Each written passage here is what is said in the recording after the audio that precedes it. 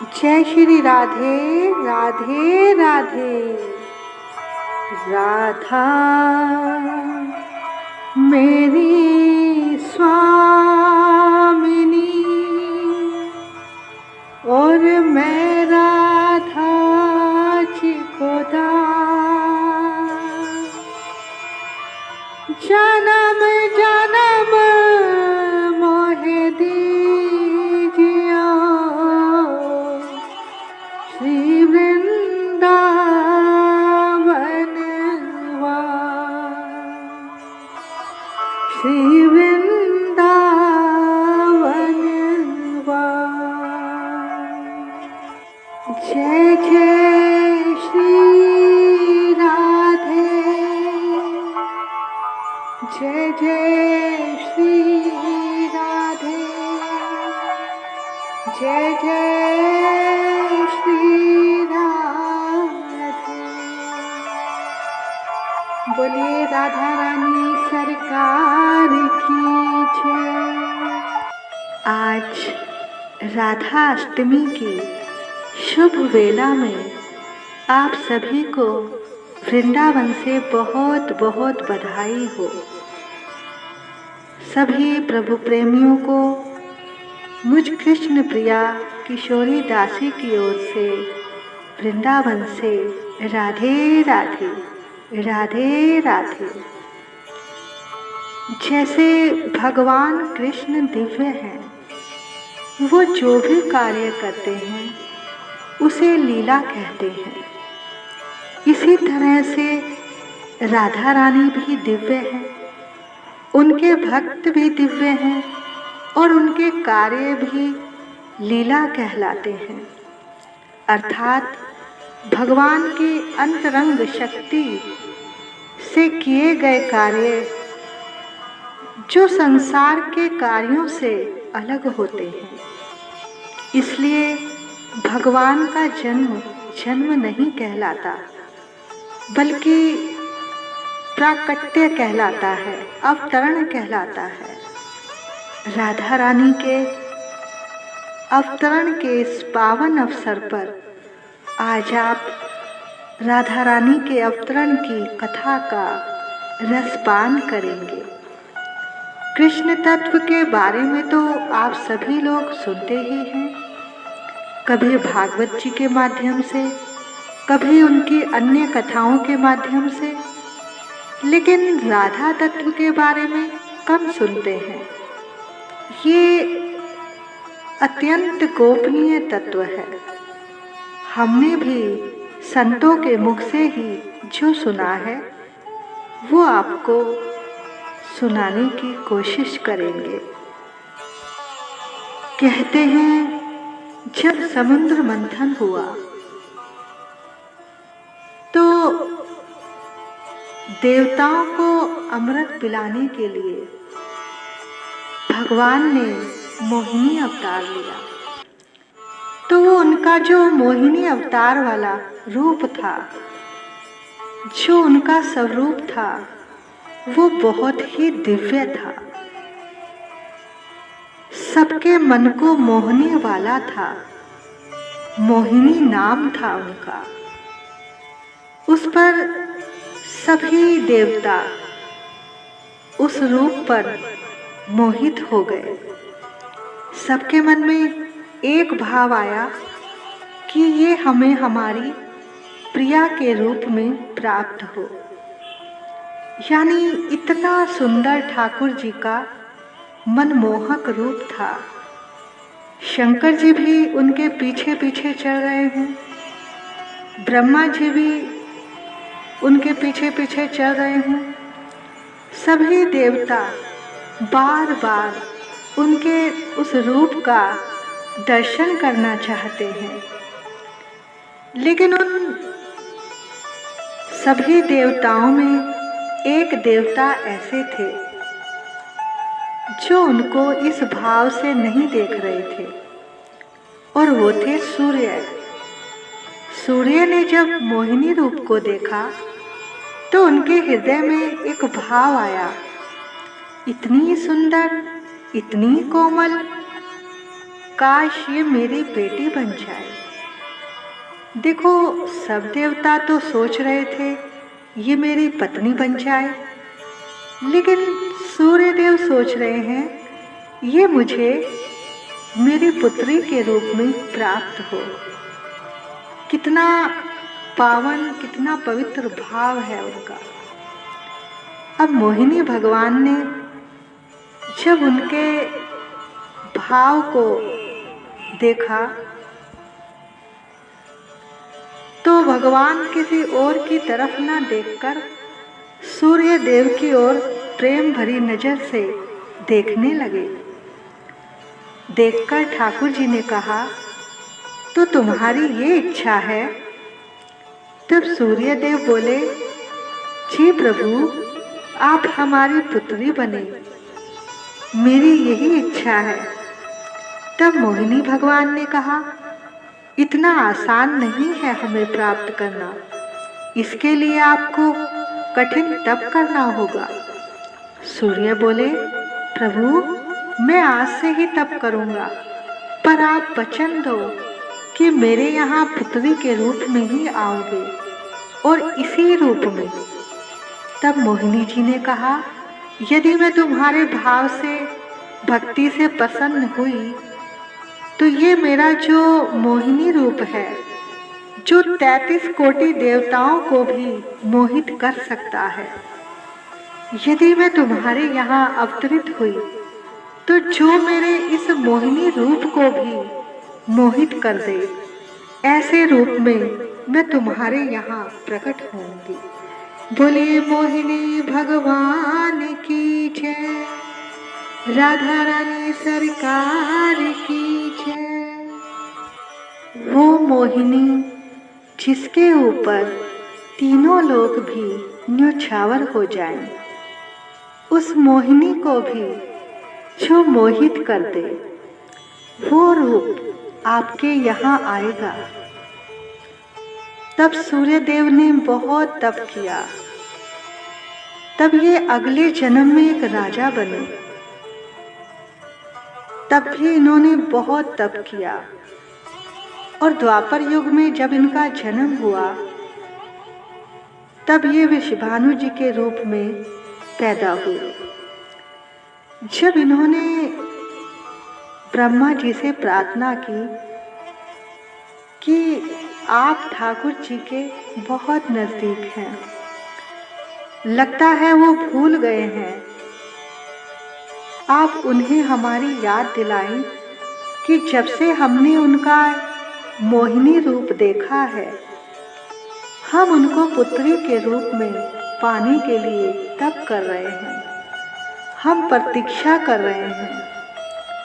तब ब्रह्मा जी ने कहा कि अरे वृषभानु जी, आपके भजन में तो इतनी ताकत है, इतनी सामर्थ्य है, वो अवश्य आएंगे। तब वृषभानु जी ने कहा, लेकिन मुझे कैसे विश्वास हो? तब ब्रह्मा जी ने कहा, लो, मैं तुम्हारे पास एक पहाड़ के रूप में यहाँ बरसाना में बैठा हूँ।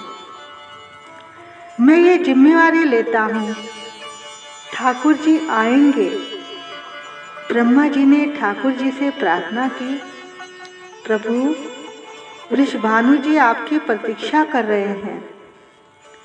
और उधर वृषभानु जी का ऐसा भजन है, ऐसा भजन है, वो चाहते हैं कि मोहिनी रूप में तो सबके मन में काम जागृत हो गया था, सभी देवताओं के मन में, लेकिन मैं ऐसी पुत्री पाना चाहता हूँ जिसे देखकर काम भी नष्ट हो जाए, उसका दर्शन करके सबके हृदय में एक दिव्य प्रेम प्रकट हो जाए, निष्काम प्रेम सबको हो जाए।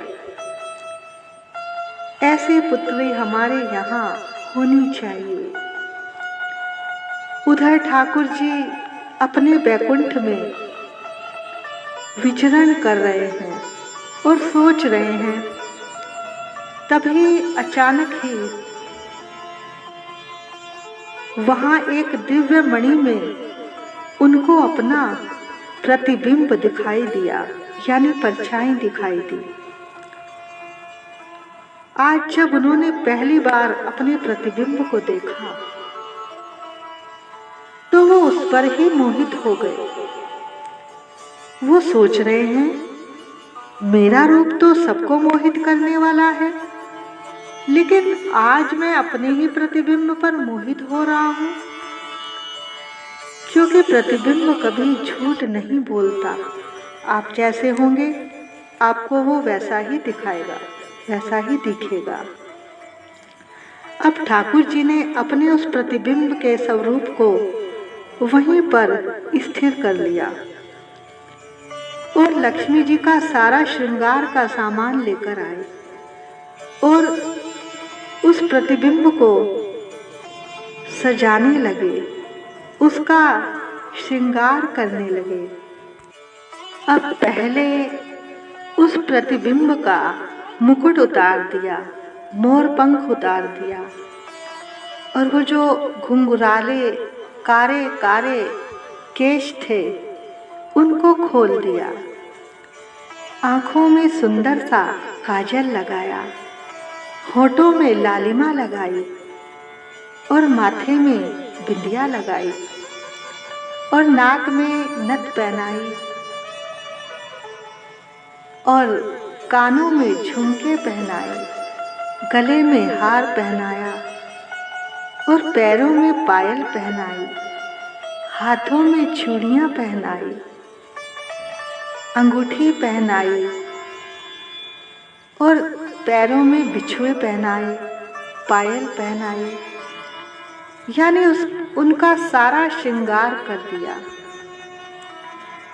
अब लक्ष्मी जी की चुनरी लाकर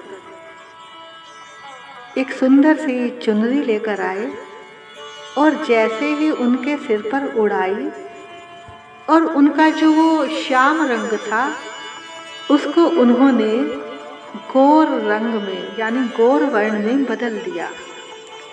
तभी उसमें से इतना तेज पुंज प्रकट हो गया कि ठाकुर जी के नेत्र भी उस प्रकाश को देख नहीं पा रहे थे, यानी इतना दिव्य रूप।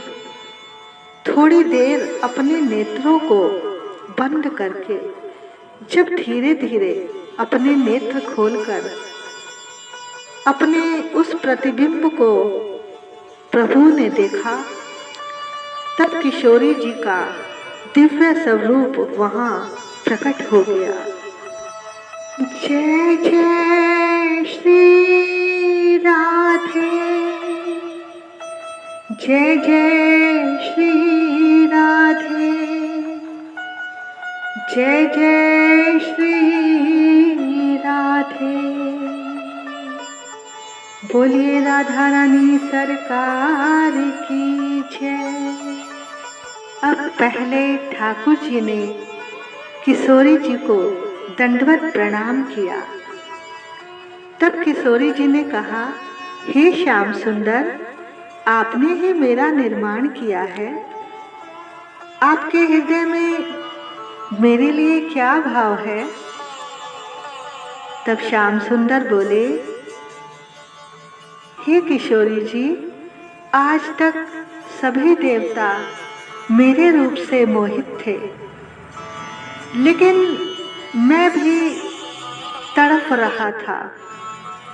मैं भी चाहता था कि मुझे कोई मोहित करने वाला भी होना चाहिए। उस मोहिनी को भी जो मोहित करे, वो स्वरूप आज प्रकट हुआ है, आज प्रकट हुआ है। ये जो संसार का सार है प्रेम, अब तक उसकी स्थापना नहीं हुई थी। उसके लिए आपका अवतार होना बहुत आवश्यक था। आप मेरी शक्ति हो, मेरी ही आत्मा हो।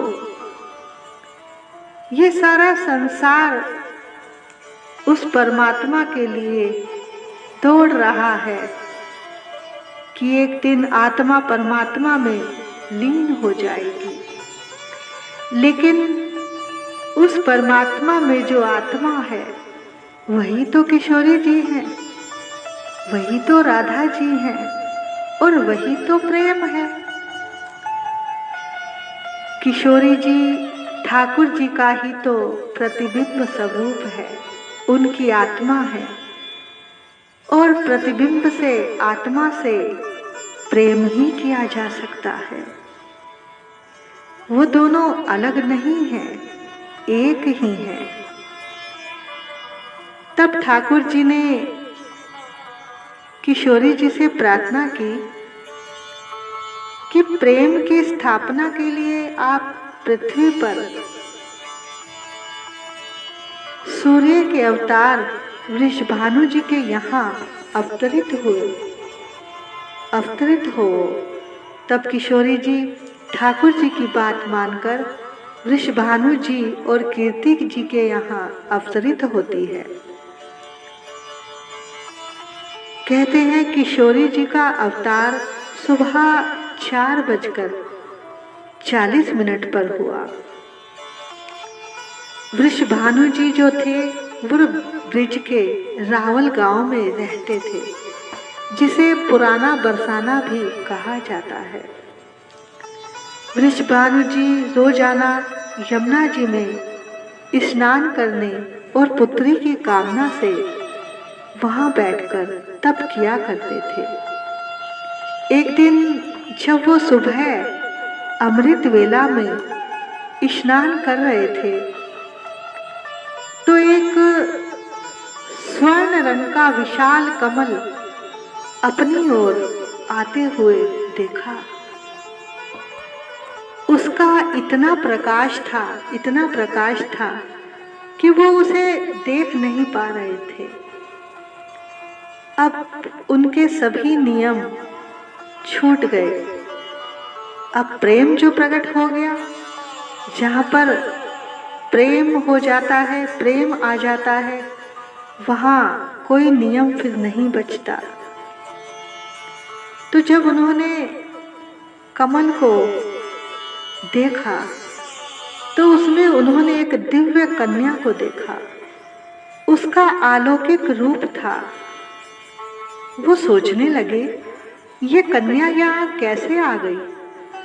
इतने में ही वहाँ ब्रह्मा जी प्रकट हुए और उन्होंने उनको ये सारा रहस्य बताया।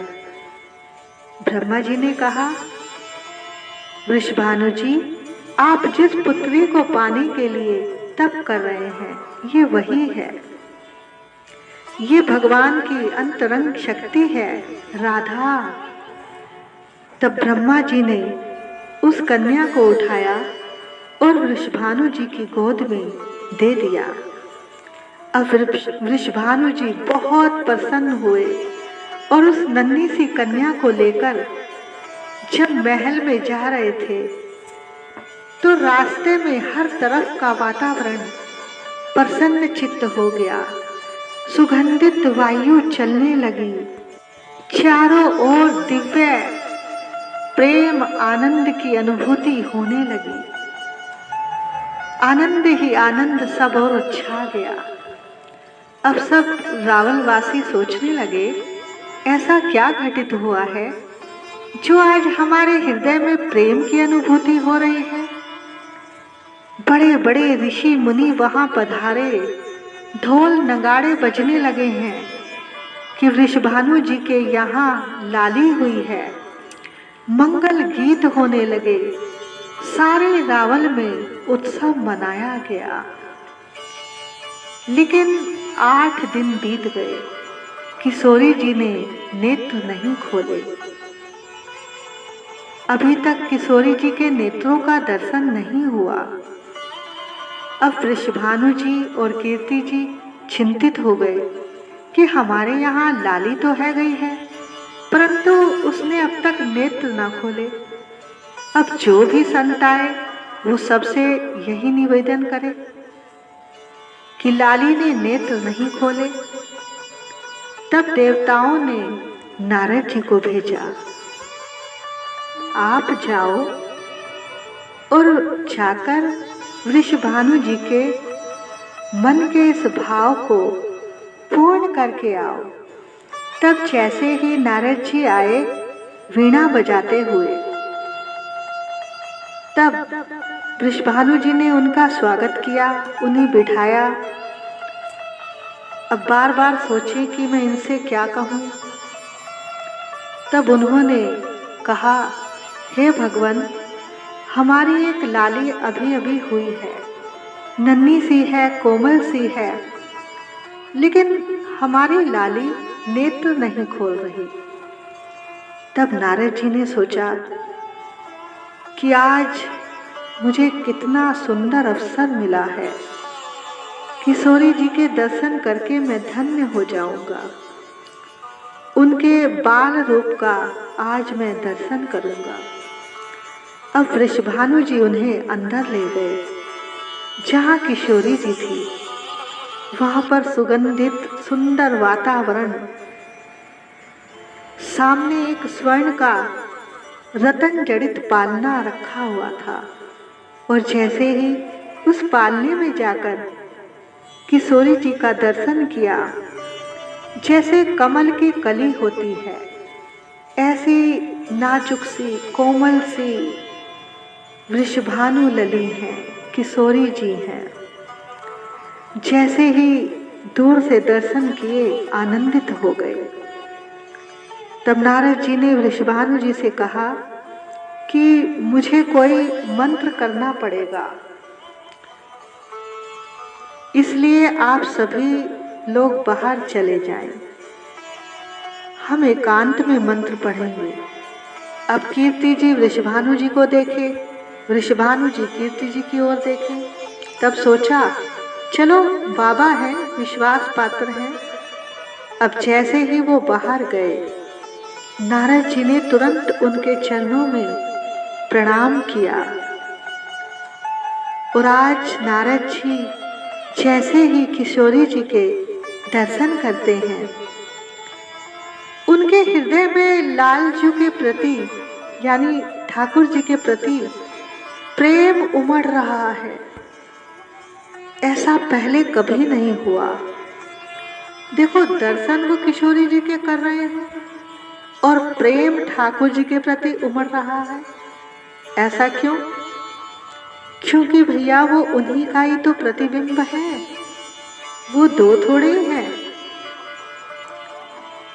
अब तो वो कीर्तन किए जा रहे हैं, किए जा रहे हैं। हे कृष्ण प्रिया नैन खोलो, हे कृष्ण प्रिया नैन खोलो, नैन खोलो, कुछ तो बोलो, नैन खोलो, कुछ तो बोलो, हे कृष्ण प्रिया नैन खोलो, हे कृष्ण प्रिया नैन खोलो, नैन खोलो, कुछ तो बोलो, नैन खोलो, कुछ तो बोलो, हे कृष्ण प्रिया नैन खोलो, हे कृष्ण प्रिया नैन खोलो, नैन खोलो, नैन खोलो। अब जैसे ही नारद जी के मुख से कृष्ण प्रिया यानी कृष्ण शब्द जैसे ही उस नन्ही सी किशोरी जी के कान में पड़ा, कृष्ण शब्द कानों में जाते ही नन्ही सी किशोरी जी के नेत्र धीरे धीरे खुलने लगे, मुख पर एक मुस्कान, और जैसे ही नारद जी ये कृष्ण नाम बार बार ले, वो किलकारियां मारने लगी और पालने को पकड़कर नारद जी को देखने लगी। नारद जी ने देखा, सुंदर मृगनयनी, मुख में अभी दांत भी नहीं है, कितनी कोमल। नारद जी कहने लगे, हे किशोरी जी, आपको ये कीर्तन भायो? अब किशोरी जी खिलखिलाकर हंसने लगी और बहुत प्रसन्न हो रही हैं। अब तो भैया नारद जी ने अपनी वीणा उठाई और जोर जोर से यही कीर्तन करने लगे और नाचने लगे। हे कृष्ण प्रिया नैनन खोलो, हे कृष्ण प्रिया नैनन खोलो, नैनन खोलो कुछ तो बोलो, नैनन खोलो कुछ तो बोलो, हे कृष्ण प्रिया नैनन खोलो, हे कृष्ण प्रिया नैनन खोलो, नैनन खोलो, नैनन खोलो। तो किशोरी जी बहुत ही आनंदित हो रही हैं, किलकारियां मार रही हैं। उधर वृषभानु जी बाहर खड़े खड़े सुन रहे हैं कि भीतर कीर्तन चल रहा है। तभी कान लगाकर सुना जो नारद जी बोल रहे थे। अब वृषभानु जी ने जैसे ही खिड़की से देखा, अद्भुत दृश्य, 8 दिन की नन्ही सी किशोरी पालने में करताल बजा रही है और नारद जी वीणा बजाकर नृत्य कर रहे हैं। एक बार तो ये देखकर उन्हें मूर्छा आ गई कि क्या ये 8 दिन की बालिका है जिसे मैं देख रहा हूँ। उन्होंने ये बात किशोरी जी को, कीर्ति जी को नहीं बताई। तभी किशोरी जी की सहचरियां प्रकट हुई और कहा, हे नारद, आपने हमारी किशोरी जी को बहुत आनंद प्रदान किया है, उन्हें कृष्ण का कीर्तन सुनाया है। तो जब भी आपको ऐसा दर्शन करना हो तो आप राधा कुंड, यमुना पुलिन और गोवर्धन में और ब्रज कुंज में जब भी जाकर ये कीर्तन करोगे, तब आपको हमारी किशोरी जी के इसी रूप के आपको दर्शन होंगे, क्योंकि हमारी किशोरी जी कृपामयी है, दयामयी है। अब नारद जी के नेत्रों से आनंद के अश्रु बहने लगे। वो बार बार उस रूप को निहारना चाहते थे और वहां से जाना नहीं चाहते थे, लेकिन जाना तो पड़ेगा। अब वो वहां से चले आए। अब किशोरी जी ने फिर से नेत्र बंद कर लिए। तभी वृषभानु जी आए। उन्होंने किशोरी जी को गोद में लिया और उन्होंने कीर्तन सुना था कि नारद जी ये सुना रहे थे। तब इन्होंने नैन खोले। तब वृषभानु जी ने भी वो कीर्तन बोलना शुरू कर दिया।